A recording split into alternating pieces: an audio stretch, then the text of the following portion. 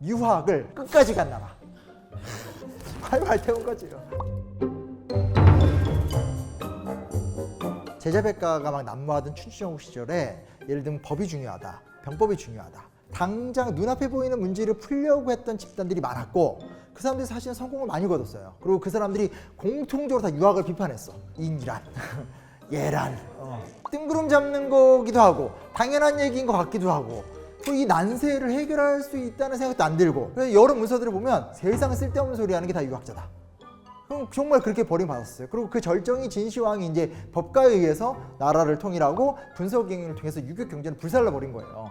근데 상황이 역전됐죠. 상황이 역전된 이유는 뭐냐면 한무제가 이제 유교를 국교화 시켰기 때문이다 이렇게 이야기할 수 있겠지만 그게 아니고 당시 유학이 가장 인간의 일반 삶에 어울려요. 가까이 있는 사람끼리 친하고 그 사람들끼리 어떤 공동체 문화를 되게 중요시 여기고 그들의 공동체를 유지하기 위해서 제사라든지 공동체의 어떤 마을 관습을 유지하고 백성을 위해서 통치하고 지역 공동체에 헌신하고 이런 식의 인간의 본성과 인간의 삶의 비전에 가장 어우러지는 거죠. 그래서 이 종교가 남은 거예요. 그러다 이제 우리나라에서 굉장히 크게 또 영향을 미치게 된 건 고려까지는 일단은 이 삼국의 경쟁의 연장선상이라는 특징이 있잖아요. 왜냐면 삼국이 싸우다가 불완전한 신라의 통일이 있었고 그 다음에 또 후삼국으로 싸우다 고려가 등장했기 때문에 나름대로 내적 동력이 있었는데 고려 왕조가 근 500년을 왔다고요. 그러니까 기존의 전통이라는 게 그냥 고리짝이 된 거잖아. 너무 오래된 거야 이게. 근데다가 이 통일신라 때부터 고려까지 불교라는 사상체계로 1000년을 왔는데 이게 이제 극단까지 가면서 불교가 타락을 해버리잖아요. 그러니까 대안이 절실한 거죠. 때마침 중국에서 송나라에서 성리학이라고 하는 보통 이제 학자들은 신유학이란 말을 많이 쓰거든요. 그러니까 기존의 유학과 좀 다른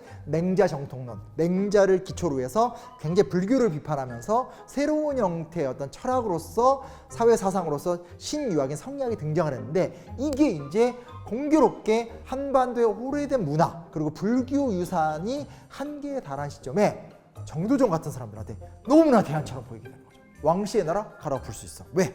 백성의 뜻을 따르지 않으니까.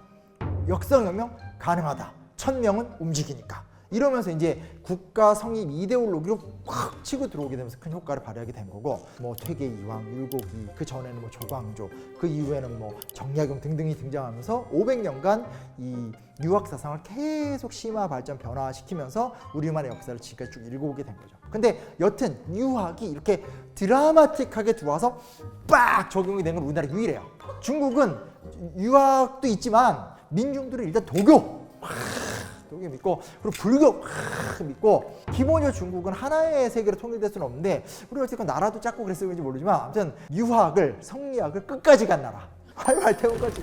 활활 태운 거지. 쟤까지 남겨버린 그다음에 친숙한 거지.